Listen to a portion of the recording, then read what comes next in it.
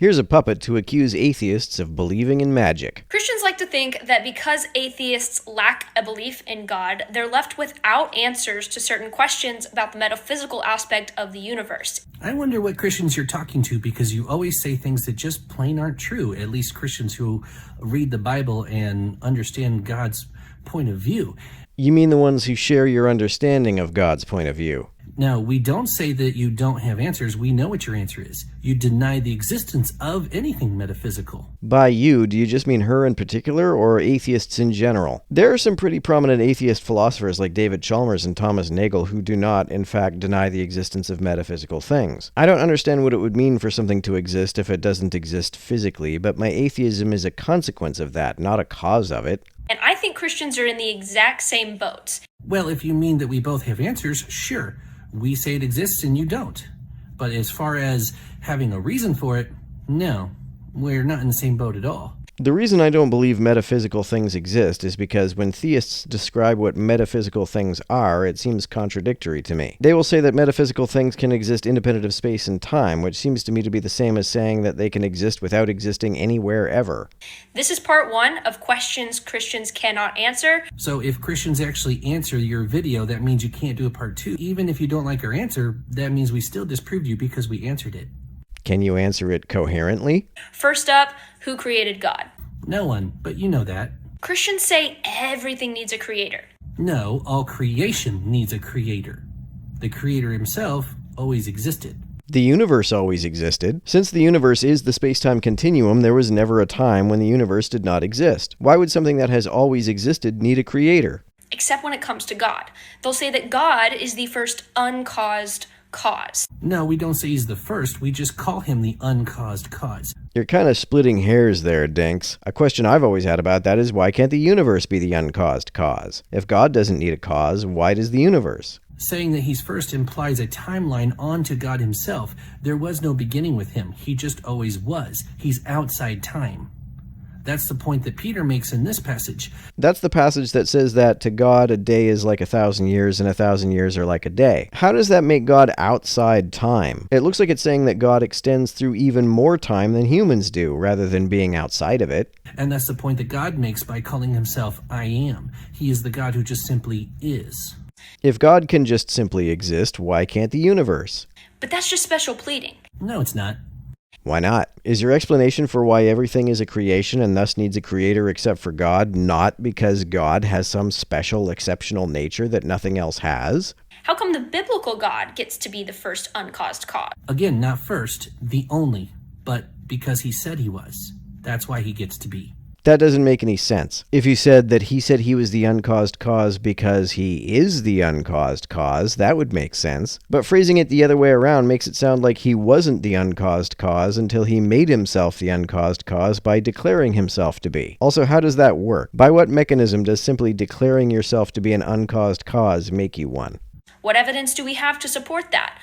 I have God's word, which has proven itself true so much in my life that the parts where I don't have any direct evidence, I can take on faith. He's proven himself trustworthy. If he's proven himself trustworthy, why would you need to take his word on faith? You don't need to have faith in proven things. And his pronouncements have proven themselves true so many times in your life? Wow, anecdotal evidence. Case closed. Why can't the universe itself be the first uncaused cause?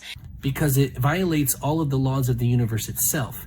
You cannot have nothing explode into everything without a source acting on it. When was there ever nothing? You seem to think that the Big Bang was preceded by some kind of state of nothingness. It wasn't. At all points in time, at the very least, time has to exist. So even if time does not precede the Big Bang, neither was there any kind of state of nothingness that changed into a state of somethingness. If there was such a change, it would make sense to ask what caused it, but there was no such change, so there's nothing to explain. I don't believe that the universe came into existence out of nothing any more than you believe that God came into existence out of nothing. That's literally the laws of physics. Because something that needed to be intelligent enough to create, theoretically, the entire universe must have also had a creator. And what's your evidence that it had to? See, you're just saying that it does because it makes sense in your mind, but you don't have any mathematical or metaphysical or philosophical reasons to say why it has to have a beginning.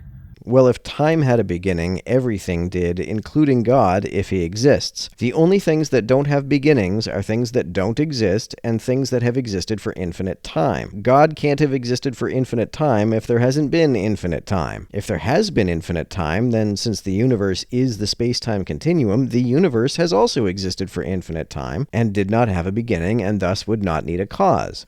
No, it doesn't. Just because you can't comprehend it doesn't mean it isn't true. 300 years ago, we couldn't even comprehend traveling to another planet.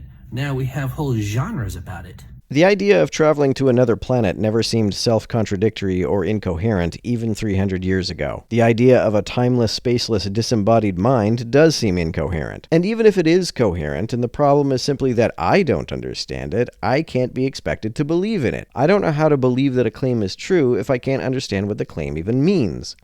As a believer, you can't claim that this rule that everything needs a creator applies to everything and then exempt your favorite deity. Yes, we can, because he's outside time, he's self-sufficient, and does not require a beginning, and he said so. If God said that 2 + 2 = 7, would you believe that too? No matter how good a track record a source of information is, I'm still not going to be capable of believing what it says if it starts saying things that I can't recognize as coherent.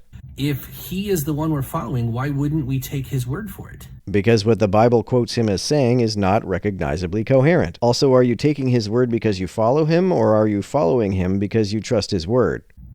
Atheists say the exact same thing, but we make absolutely no exceptions. Except at the Big Bang, right? Wrong. My interpretation of what the Big Bang was is entirely consistent with the laws of physics. I make no exceptions to the laws of physics like you do. You say there was nothing? Where was nothing? When was there nothing? I don't believe that there ever was nothing, even if time has only existed since the Big Bang. And it wasn't preceded by nothing, because if that was the beginning of time, then it makes no sense to say that it was preceded at all. Nothing exploded into everything? No, nothing did not explode. The Big Bang was simply the earliest moment of the universe's expansion, which is still occurring. And then just happened to be perfectly orchestrated to create not only life, but advanced, intelligent, sentient life on this one little planet. If an all-powerful God did it, why would it need to be perfectly orchestrated? Wouldn't an all-powerful God be able to put life into any kind of universe, regardless of how orchestrated it was? In fact, if the properties of the universe were such that the natural development of life were impossible, that would be far greater evidence that life is not a merely natural phenomenon. And potentially, in your mind, many others. There could be, other aliens out there somewhere. Is there no potential for that in your mind at all? So, no, you do have an exception. It is called the Big Bang. It's not an exception to the laws of physics. The only folks who think it is all misunderstand the Big Bang to be some kind of creation event, or the event which brought the universe into existence. That's not what it is. The universe didn't come into existence at the Big Bang any more than a yardstick comes into existence at its first inch. It violates everything we know about physics. If you believe that, you either don't understand what the Big Bang Theory says, or you don't understand physics, or you don't understand either. We're comfortable in the realm of we don't know or we don't know yet. What's funny is that you accuse us of just using God to fill in the gaps and say, well, God did it, but you do the same thing with that. With what? Saying we don't know is not filling in any gaps, it's leaving the gaps open. Now, I applaud the honesty of saying we don't know or we don't know yet, but there's a lot of hubris, a lot of pride in saying that literally everything in the universe can one day be explained by science. When did she say that? When does anybody say that? Sounds to me like you're making up a guy to be mad at. What if it's outside the universe, like God? Things that are outside the universe might still be scientifically observable as long as they are not outside of all of time and space, which is incoherent.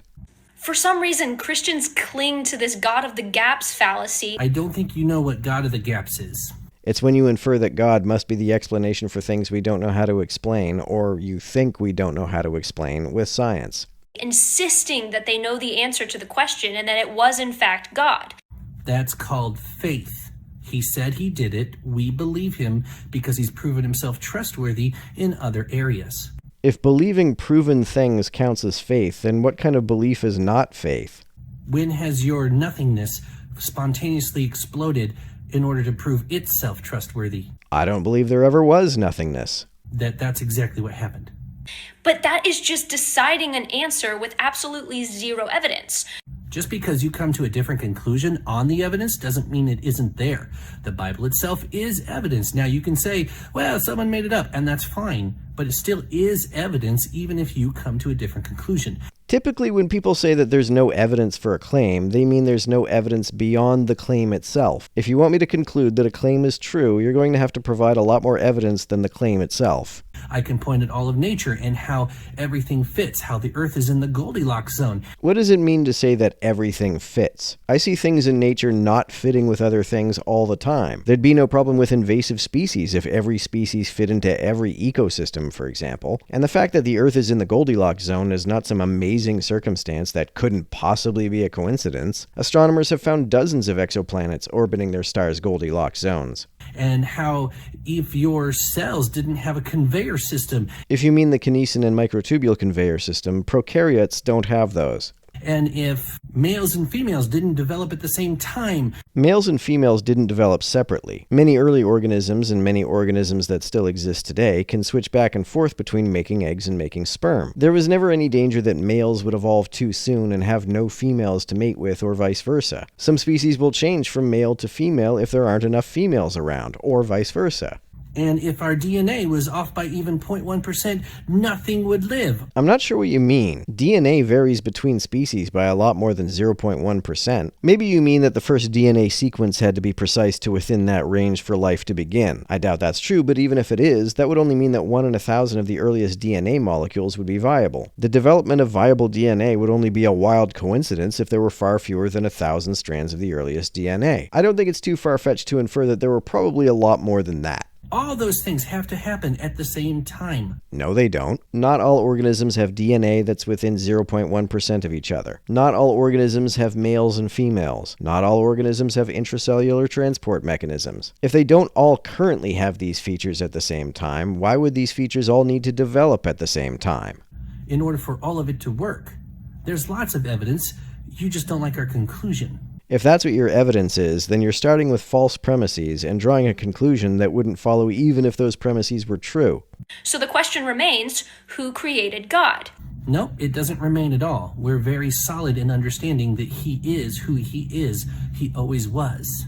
If God doesn't need a creator because he's always existed, why would the universe need a creator? The universe has always existed. Regardless of whether time had a beginning or not, there was never a time when time didn't exist. Since, by definition, the universe exists whenever time does, the universe has always existed. He is the great I am. And what evidence do you have to support this claim that an atheist can't also use to support their claim that it was the universe? God's word. So the additional evidence that you have for your view is that there's a book that claims it's true? So that's it for this one, guys. This is one of my favorite topics, and I am genuinely interested to see what you guys come up with in the comments. If you agree with me, let me know. If not, let me know what your explanation is and what evidence you do have to support that. And I look forward to seeing you in the next one. So I highly doubt she'll watch any of the videos that Christians have been making, because even though she says that no Christians can answer, it's very unlikely she's actually listening to what Christians have to say in their answers. How do you figure? That seems like a prejudice to me. So you're welcome to go to her site and comment. Go ahead. But be prepared, because atheists get very angry when you challenge their God of nothingness. I don't believe there is or ever has been nothingness.